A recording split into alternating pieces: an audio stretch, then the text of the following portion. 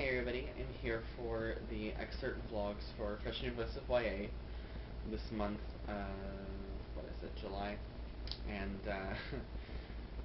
I'm gonna go ahead and just read a short, quick passage from Prada and Prejudice by Mandy Hubbard, and basically it's right near the beginning,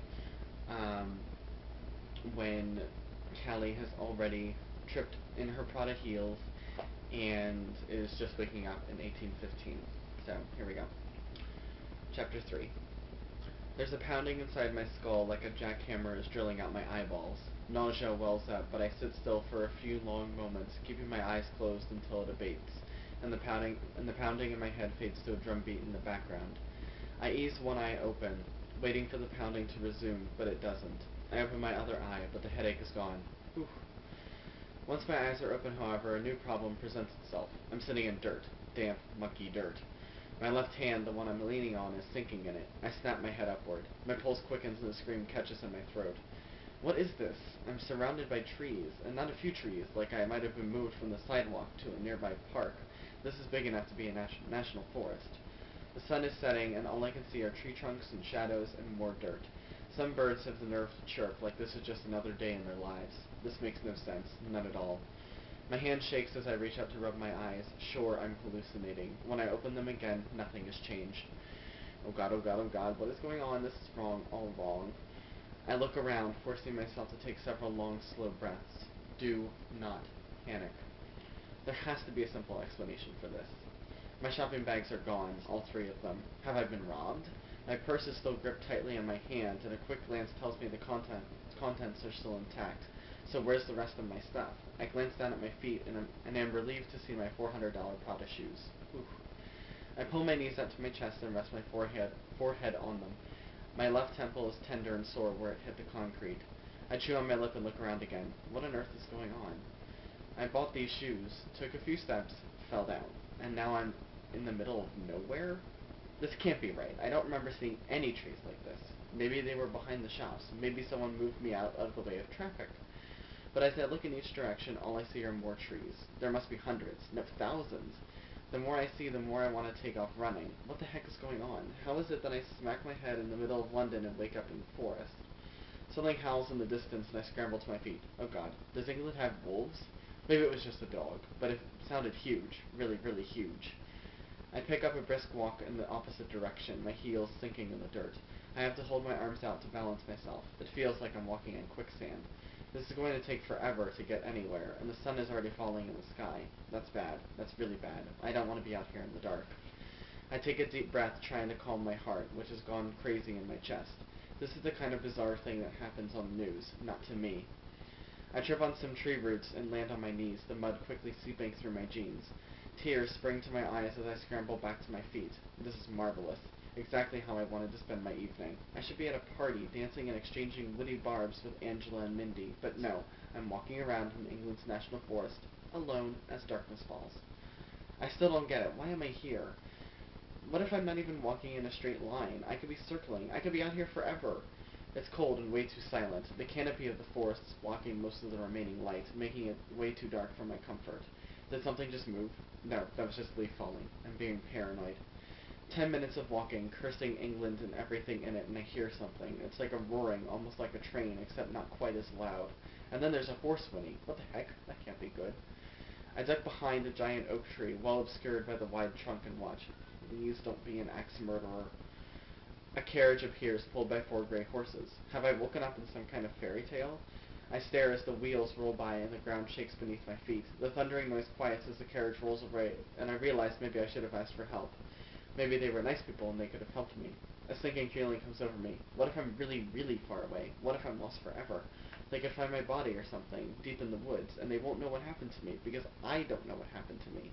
This is so not good. So not good. I have no choice. I have to walk again. I can't see any sign of civilization, but I can't be that far from the hotel, or at least a house and someone with a phone.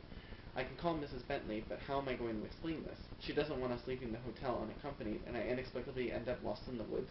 She's not going to buy that.